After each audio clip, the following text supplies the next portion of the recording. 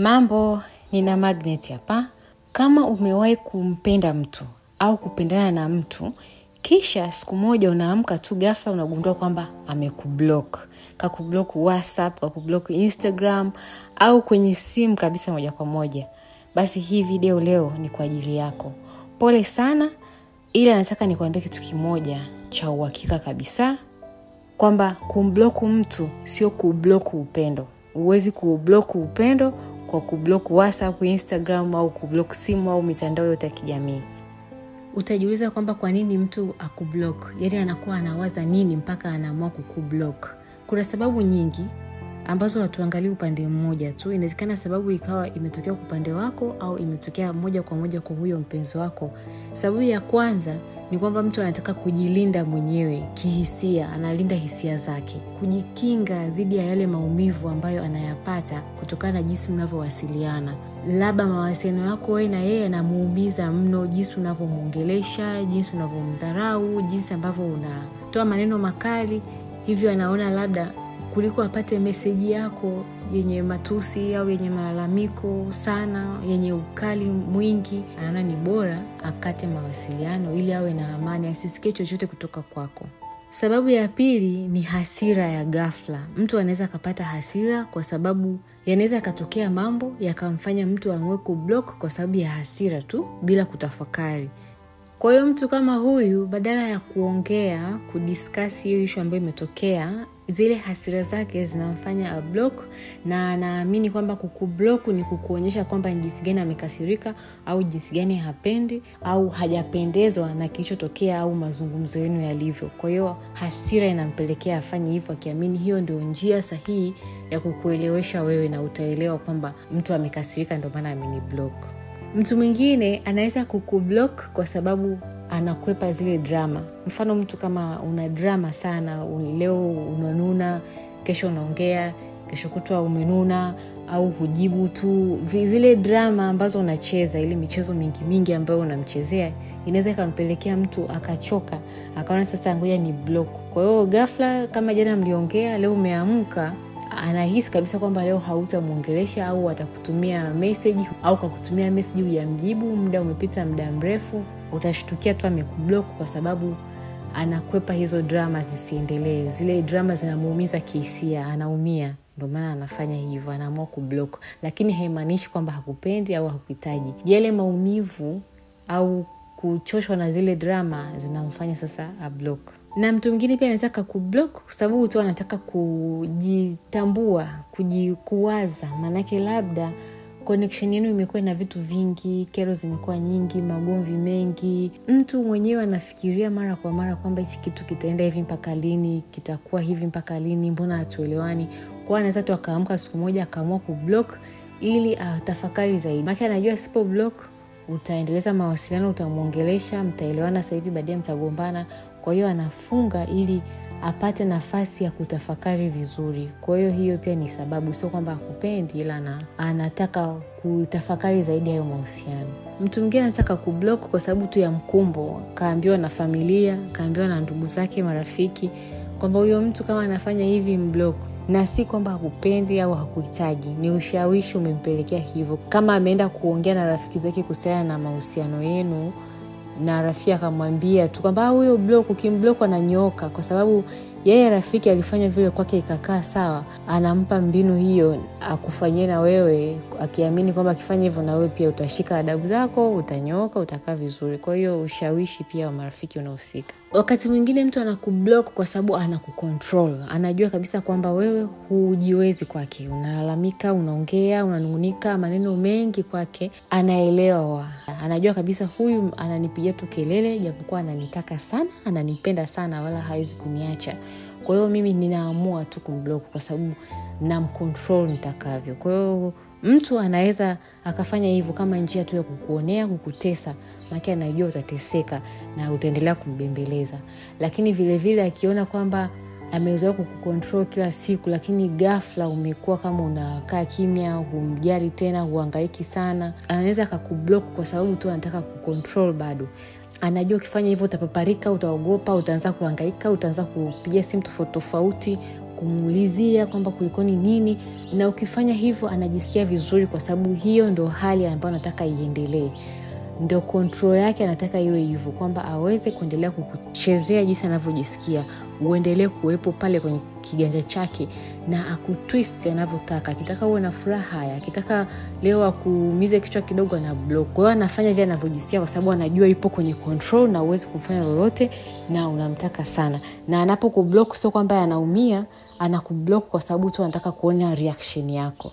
Sababu nyingine mtu anaweza kukublock kwa sababu kwa muda huo anaoblock kuna mtu mwingine. Hataki simu zako ziite, hataki message zako ziingie kwa sababu yuko busy na mtu mwingine. Alafu baadaye anakuja kukuunblock na kukuongelesha kama kawaida. Kumbe kile kipindi aliblock kwa sababu alikuwa yuko busy na mambo yake mengine, ambayo sasa hiyo inakuletea stress na maumivu, lakini yeye anafanya vile kwa sababu tu yuko na michezo yake mingi na hataki ujue, na labda akiwa na wewe pia huwa anablock watu wengine. Kwa hiyo ni michezo tu ya kuna watu wana michezo ya design hiyo. Na mtu mwingine anaweza kublock kwa sababu amechoka, amefika mwisho kabisa wa kuendelea, kung'ang'ania, kulipambania, kubembeleza hayo mahusiano. Kwa hiyo mtu mwingine anaona kwamba kusitisha ya mahusiano kabisa ni kukata kabisa mawasiliano na kuendelea na maisha yangu na kupotea kabisa. Hii pia inatokea, japokuwa hii ni nadra, hisia huwa zinabadilika. Mtu anaweza kaamua kabisa kwamba nina block, sitaki tena kuongea naye na tumefika mwisho na simhitaji kwa muda huo, kwa sababu anajisikia labda hasira, anajisikia kwamba hataki tena, anajisikia kwamba kweli limefika mwisho. Ni hisia zipo hivyo kwa muda huo. Lakini akikaa labda wiki 2 au siku 3 au mwezi, anajikuta tena zile hisia za hasira zimeisha, afu zinabaki tu zile hisia za upendo, kwa anarudi tena. Na hii ni watu wengi wapo hivyo, hasa wale ambao wanakuwa wameumizwa sana kwenye mahusiano. Anakuwa ni rahisi sana kusema kwamba mimi nimechoka na muacha kabisa, lakini anakuwa ni mtu wa kublock na kuwa ni block. Anakaa kidogo tena, wanapatana, wanaenda kidogo tena na block, akikaa kimisi ana unblock. Sasa ni kuongelea wewe ambaye umeblokiwa. Najua kwamba mtu kusitisha ghafla mawasiliano na wewe, kuzima ghafla ule utaratibu wenu wa kila siku, lazima kukuletea ile hali kama ya kuchanganyikiwa. Lazima uone hii, yani kudisturb. Utajihisi ile hali ya kukataliwa, ile hali ya hofu, kwa sababu hujui nini kitakachotokea baada ya hatua hiyo. Labda ukutegemea, labda sio utaratibu wake kukublock, lakini ndo amekublock. Kwa hiyo itakuletea stress. Moyoni mwako unajisikia hali ya uzito, unaumia, unajiuliza maswali mengi kichwani kwamba kwa nini ameniblock? Mbona hataki tuongee?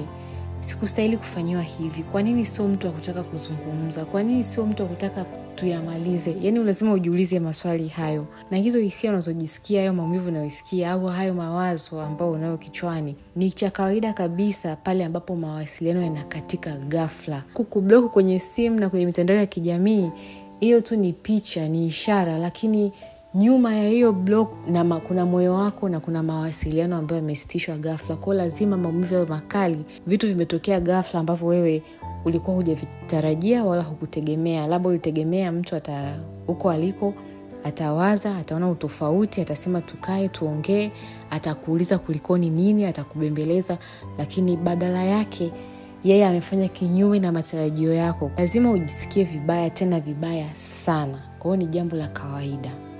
Ni asilimia ndogo sana watu wanapoblock ni kwamba upendo umeisha.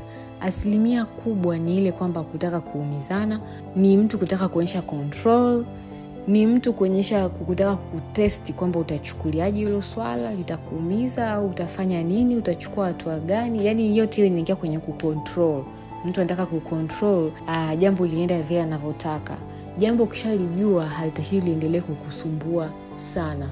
Litakuumiza ndio, lakini unaweza kurudi kwenye hali yako ya kawaida haraka sana, kwa sababu unajua kublock simu na mitandao ya jamii sio kublock upendo. Upendo utaendelea kumove kwenye njia yake kama kawaida. Uzuri ni kwamba mtu anapokublock, ule ukimya ambao anaupata ndio unaomsaidia kukumbuka uzuri wako, ndio unaokusaidia na wewe kukumbuka mazuri yake.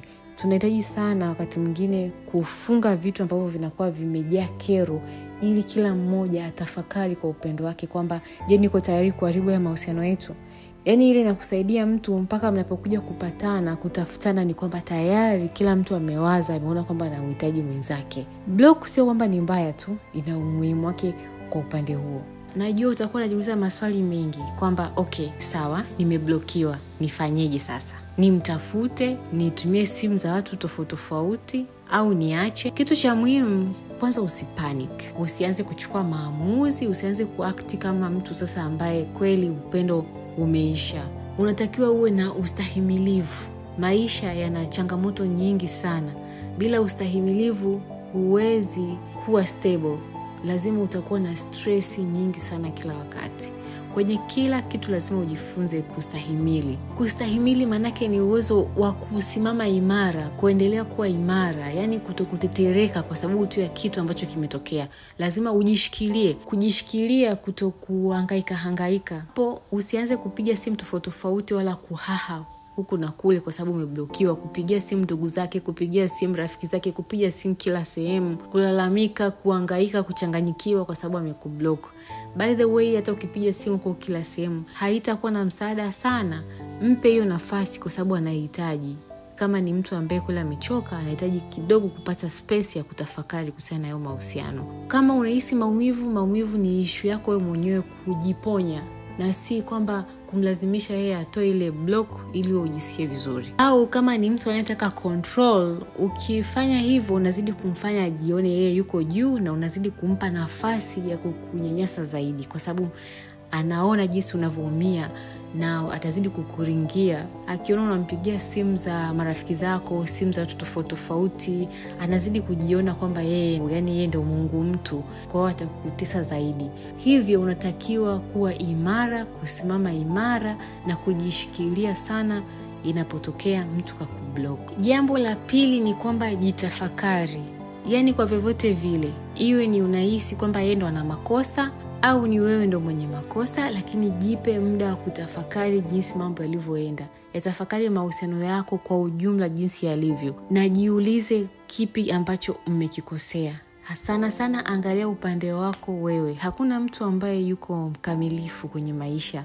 Hata kama kosa lilianzia kwake, basi labda wewe jinsi ambavyo umemjibu, jinsi ambavyo unamuongelesha, unavomtolea zile dharau na maneno makali, yakasababisha mtu akakublock. Kwa hiyo moja kwa moja usiendelee kuhukumu. Kama unataka solution na unataka mahusiano yako yaende vizuri, unatakiwa pia uwe na hii elimu ya kutambua kwamba saa nyingine si kila mtu anafundishwa kwa ukali. Unapomwambia mtu kwa ukali, kwa maneno makali, labda umemdharau zaidi, unamfanya sasa ajione hafai tena. Tafakari kwanza ili hata mtakapokaa muongee tena, uongelee vitu ambavyo kweli vinaeleweka, vina maana, ambavyo kweli vitamsaidia na vitakusaidia na vitasaidia mahusiano yenu kwa ujumla.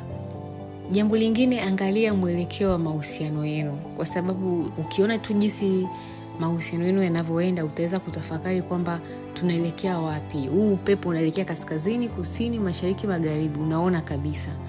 Kwa hiyo ile itakusaidia kufanya maamuzi sahihi, kama nimtafute huyu mtu au nimwache kwanza aendelee kupozi, aendelee kukaa kwanza huko mwenyewe ajitafakari na yeye. Itakusaidia kumpa nafasi zaidi ya yeye kujitafakari. Endapo ukijua kwamba upepo unavyoelekea ni kubaya, basi utaiacha kwanza. Maana kitu kikio kinaelekea vibaya, ukianza kukiforce kikae vizuri kwa nguvu wakati mwenzako hayuko tayari, hajajitafakari vizuri, utaenda kuliharibu moja kwa moja. Akili huwa inatafakari vizuri mtu ukiwa kwenye ukimya na utulivu. Lakini vitu vikiwa vingi, mara umemjibu hivi, mara mmeongea hivi, mara mmegombana hivi, mara naomba unisamee, mara mnagombana tena, hakuna utulivu na yeye hawezi, labda tofautiana jinsi ya kufikiria, labda akili yake haiwezi kutafakari haraka kwenye situation kama hivyo, kwenye mambo mengi kama hivyo. Kwa hiyo ni muhimu kama ameblock, mpe hiyo nafasi ya kujitafakari. Wewe umeshajitafakari, umeelewa, tulia, mwache naye ajitafakari. Atakaposhtuka atakuja tena mwenyewe, au njia itapatikana tu ya kurudisha tena wote muendelee na mchakato wenu. Jambo lingine, ukiwa umejitafakari na umeona kwamba labda wewe ndio chanzo, pia usifanye haraka kumtafuta. Mpe nafasi ya kukumisi. Unajua ukiamka haraka haraka tu ndio nimemkosea, ngoja nimtafute tuendelee tukae sawa ni kitu ambacho anakitaka na yeye ndio maana amefanya hivyo, lakini unakuwa hujamtengenezea hali ya yeye kujitambua, hali ya yeye kujua kwamba na yeye huwa anakosea wapi. Kwa kama ukiamua kukaa wiki nzima, ukakaa mwezi, ukakaa miezi mitatu, ukakaa siku 2, siku 1, ni kutokana na mahusiano yenu jinsi yalivyo. Lakini mpe nafasi ya na yeye kidogo akumisi, alafu sasa at least hata wiki, siku 3 ndio umtafute. Isitokee kwamba amekublock leo na wewe leo hii. Hiyo inaonyesha udhaifu kwamba huwezi kuishi bila yeye. Huwezi kukaa hata masaa 24 bila kumsikia. Yaani bila yeye wewe huwezi kutoboa hata siku moja. Utakuwa unamtengeneza kwenye hali ya yeye kuchukulia poa, hali ya yeye kukuona kwamba anaweza kukuchezea anavyojisikia. Hata kama hayupo hivyo, lakini utamtengenezea hali ya yeye kujisikia kwamba anaweza akakucontrol muda wowote. Kwa maana hiyo hata siku nyingine ikitokea mmebishana kidogo tu atakublock. Maana umemfundisha kwamba akikublock tu wewe unampigia simu haraka, unamcheki, unahangaika, unatuma watu na nini haraka. Utakuwa unaingiza tabia nyingine kwenye mahusiano yenu, tabia ya yeye kukublock muda wote anaojisikia. Yaani ajue kabisa kwamba nitakapomblock tena next time atanicheki baada ya wiki nzima. Kwa hiyo usifanye iwe haraka. Nadhani umenielewa, na kitu kikubwa sana ambacho natamani ukijue uondoke nacho ni kwamba kublock sio mwisho wa mahusiano, wala upendo sio kwamba ndio umeiteketea au umeyeyuka. Labda ndio mwanzo mpya mzuri wa connection, iwe yenye nguvu sana, yenye nguvu zaidi na mshikamano sana. Mpaka wakati mwingine, usisahau kulike, subscribe, share, comment na gusa kengele ili nitakapo post tena uwe wa kwanza kusikiliza mafundisho yangu. Ciao.